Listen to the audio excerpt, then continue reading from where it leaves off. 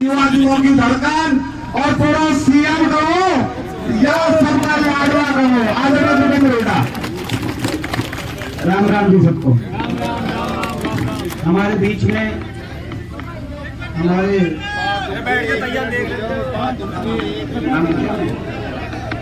हमारे बीच में हमारी मनीषा जी आज साथ आते हैं आपका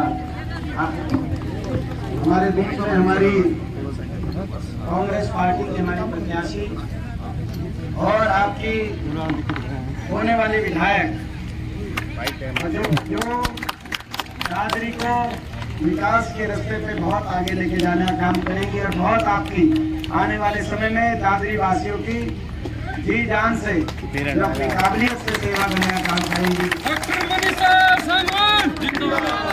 हमारी बहन डॉक्टर मनीषा सांगवान जी, हमारे दादी से विधायक कुलदीप सांगवान जी जिन्होंने आशीर्वाद दिया, हमारे पूर्व विधायक बारदा से सुखविंदर पांडे जी, महेंद्र सोनी जी, हमारे भाई संदीप तंवर जी, हमारे भाई पूर्व विधायक धर्मपाल सांगवान जी। वो लेट आए इसलिए लिखने वाले ने उनका नाम नहीं लिखा हुआ था, इसलिए नाम नहीं लिया। बलजीत हमारे बलजीत फोगाट जी, भाई अनिल धनखड़ जी, भाई राजू मान जी, भाई संदीप तंवर जी, भाई अमन गालावाल जी, बहुत से हमारे क्योंकि ये नाम मनीषा जी ने काफी विस्तार से ले दिए थे और वो सभी नाम दोबारा से लिए माने जाए जो उन्होंने ले दिए थे, क्योंकि समय का अभाव है। आप समझ सकते हैं चुनाव में सारे हरियाणा में जा रहे हैं।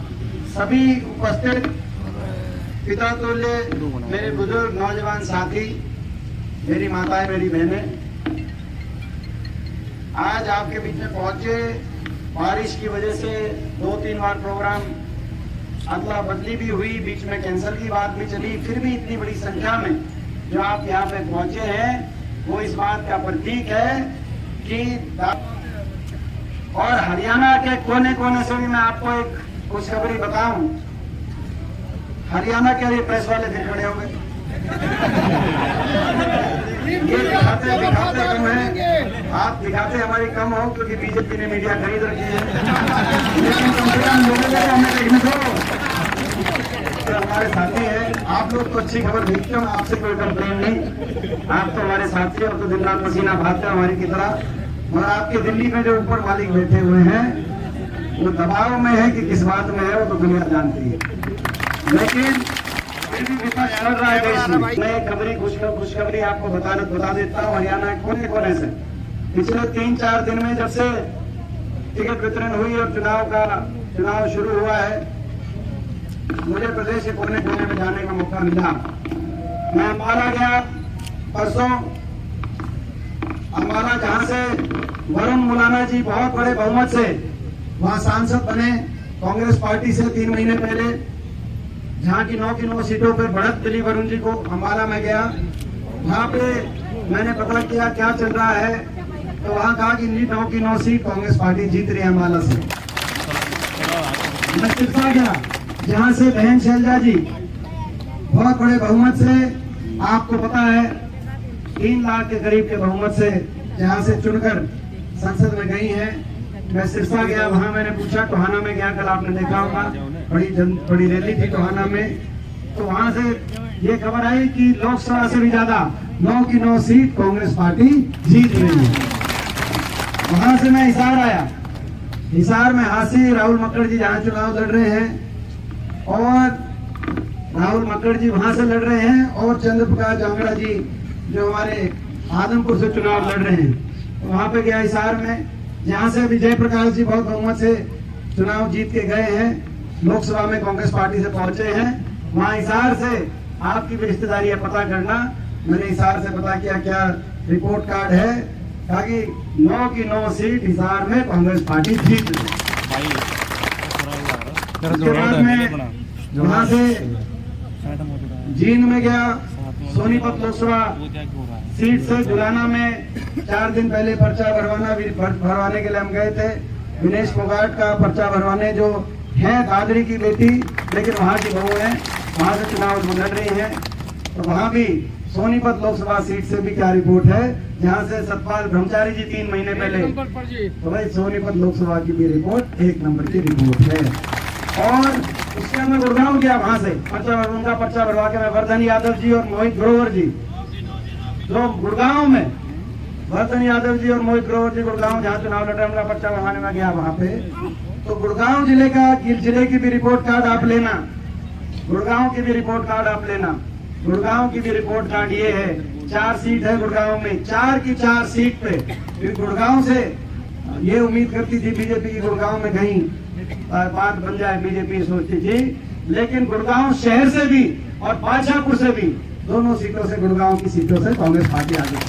और आज सुबह में कोसली होके आया, उस कोसली का धन्यवाद जिसने मेरे को लोकसभा चुनाव में इस बार वहां से भी जिताने का काम किया।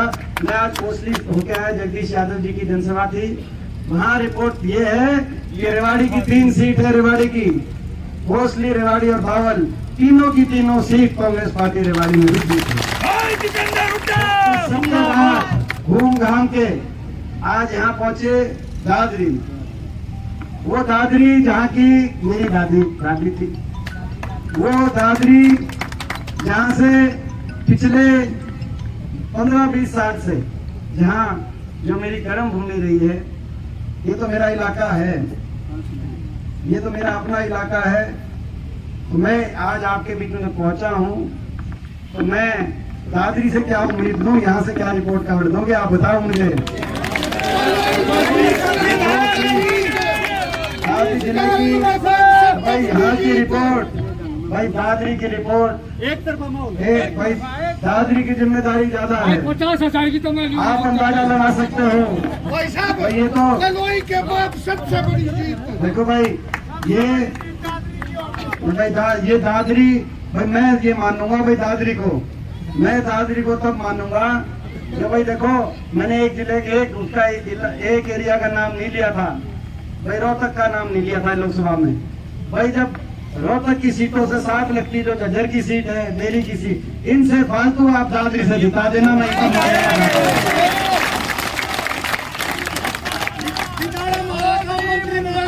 और आगे देखो भाई साहब एक सेकंड, मैं 60 साल का होगा, मैं दादरी में मंत्री नहीं देखा। ये भाई देखो भाई ये दादरी की रिपोर्ट, और दादरी मैं समझता हूँ कि आपका और हमारा सबका एक लक्ष्य है कि दादरी आगे बढ़े, और पूरे प्रदेश में जो ये माहौल है, लोगों ने भी बदलाव का मन इसलिए बनाया है कि प्रदेश आगे बढ़े, बदलाव से प्रदेश आगे बढ़े, लोगों ने मन बनाया है। प्रदेश के कोने कोने से कुल मिलाकर एक ही आवाज आ रही है, बीजेपी की सरकार जा रही है, हुड्डा साहब और उदय भान जी के नेतृत्व में कांग्रेस पार्टी की सरकार। ये लड़ाई हरियाणा के भविष्य को बचाने की लड़ाई, हरियाणा के नौजवान के भविष्य को बचाने की लड़ाई, जो हरियाणा प्रतीक था देश में विकास का, ये हरियाणा देश में विकास का प्रतीक था, खुशहाली का प्रतीक था। आज वो हरियाणा 10 साल की बीजेपी की कट्टर रूपी सरकार और नायब सिंह सरकार के कार्यकाल के बाद वो हरियाणा देश में नंबर 1 बन गया, बेरोजगारी में देश में नंबर 1 बन गया।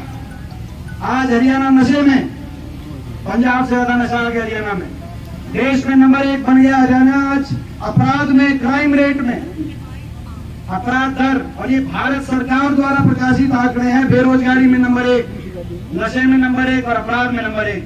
कल गृह मंत्री जी आए हुए थे और परसों प्रधानमंत्री जी आए हुए थे, उनसे पूछना चाहता हूं, इसी संसद में इस वर्ष आपके द्वारा प्रकाशित आंकड़ों के अनुसार आपकी सरकार का ये रिपोर्ट कार्ड है, भाजपा सरकार का 10 साल के बाद, कि देश के 28 राज्यों में सबसे ज्यादा अपराध, सबसे ज्यादा बेरोजगारी, सबसे ज्यादा नशा, ये हम नहीं कह रहे, दिल्ली की संसद में रखी हुई आपकी रिपोर्ट बता रही है। तो आप आ रहे हो तो आप हरियाणा की जनता को ये भी बता के जाओ ऐसा क्यों हुआ है।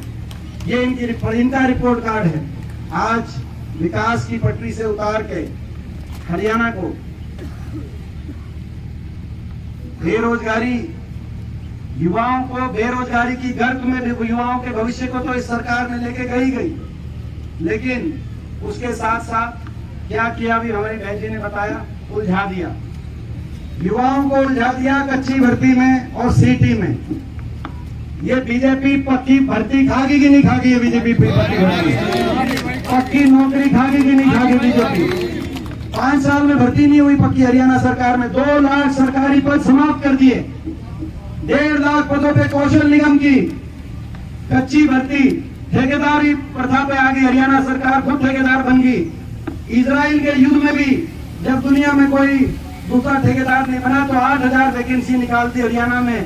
300 बच्चे पूरे देश से आके 300 बच्चे जिसमें हरियाणा के बाहर के बच्चे गए, उसमें 8,000 वहां की भी ठेकेदारी हरियाणा का, हम लेंगे ठेकेदारी। पक्की नौकरी खत्म कर दी हरियाणा के अंदर, पक्की नौकरी खत्म, पक्की भर्ती फौज में भी खत्म। अग्निवीर योजना ले आए, जय जवान जय किसान का ये प्रदेश था, ये देश था। लेकिन और पेंडिंग भर्ती भी कैसे? इनको इतना उलझा दिया, नौजवानों को इतना शोषण किया गया, कहा कि अब 2 महीने बाद भर्ती करेंगे, ये 3 महीने बाद लिस्ट डिक्लेयर करेंगे, इलेक्शन से पहले करेंगे, बाद में करेंगे। और बोला जी बाद में इलेक्शन जल्दी करा के, और बोला जी इलेक्शन कमीशन नहीं करने दे दी। हम कहना चाहते हैं इनसे खुली चुनौती, इलेक्शन कमीशन आपका है, सारी दुनिया जानती है, कराओ डिक्लेयर, नहीं तो हम आते ही डिक्लेयर कराएंगे जो सारी ये जो भर्ती है जो है इनका अपना मौका ये तो युवाओं के साथ धोखा, युवाओं को तो उलझा दिया कच्ची भर्ती में, सीटी में, अग्निवीर में, और हरियाणा के नागरिकों को उलझा दिया पोर्टलों में, आईडीओ में, फैमिली आईडी, प्रॉपर्टी आईडी, पहचान पत्र, अपने कागज ठीक कराओ। नांगल चौधरी के एक में गांव में गया था, एक ही गांव में 80 बड़े बुजुर्गों की पेंशन कट गई, उनमें से कई मृतक में आ गए। जब मैं उनके पास गया तो बोला जी हम तीतर बैठे सारे, एक ही गांव में 80 बड़े बुजुर्ग नांगल चौधरी में। तो अपने कागज ठीक कराओ, अफसरों के चक्कर काटो, दफ्तरों के चक्कर काटो, व्यवस्था बदली जाएगी। और ये जो जन विरोधी, जो टेक्नोलॉजी का जन विरोधी उपयोग है, इसको समाप्त किया जाएगा। ये जो पोर्टल और आईडीज में जन सुविधाओं से वंचित हरियाणा के नागरिकों को किया जा रहा है, व्यवस्था बदली जाएगी। चक्कर हरियाणा के नागरिकों को दफ्तरों के नहीं काटने पड़ेंगे, अफसरों के हरियाणा के नागरिक के पास चक्कर काटने पर अफसरों को आना पड़ेगा। ये व्यवस्था बनाने का काम। सही कहा बहन जी ने, जब गुजरात में पोर्टल नहीं, जब गुजरात में आईडी नहीं, तो हरियाणा में आईडी और पोर्टल क्यों? जब आए तो ये भी आपको बताना चाहिए। एक आदमी के 17 आईडी बनी हुई है और कई आदमियों की आईडी नहीं बनी हुई। तो ये स्थिति आज आ गई आपके सामने है। और हरियाणा को आज नुकसान पे तो ले गई ये सरकार, कुछ काम किया नहीं, विकास के का बट्टा बिठा दिया कि नहीं बिठा दिया हरियाणा, मगर नुकसान और भी ज्यादा जो किया कि हर वर्ग का अपमान किया। अहंकार 7वें आसमान, अहंकार 7वें आसमान, हर वर्ग का अपमान। सरपंच गए अपने अधिकारों को लेकर, उन पर लाठीचार्ज, कर्मचारी गए अपनी ओल्ड पेंशन स्कीम की मांग को लेकर, उन पर लाठीचार्ज, आंगनबाड़ी आशा वर्कर गई, उन पर लाठीचार्ज। छोटे छोटे बच्चे 5000 स्कूल बंद कर दिए, मर्ज कर दिए, छोटे छोटे बच्चों को स्कूलों के आगे धरने देने पे मजबूर होना पड़ा। पता नहीं दादरी हल्के में कोई स्कूल था कि नहीं जिसमें धरना लगा था, लेकिन पूरे हरियाणा के अंदर दादरी में भी लगा था। तो आप कई बच्चों को अपने धरने देने पे मजबूर होना पड़ा, आड़तियों को धरने देने पे मजबूर होना पड़ा। हमारे किसानों को 1 साल तक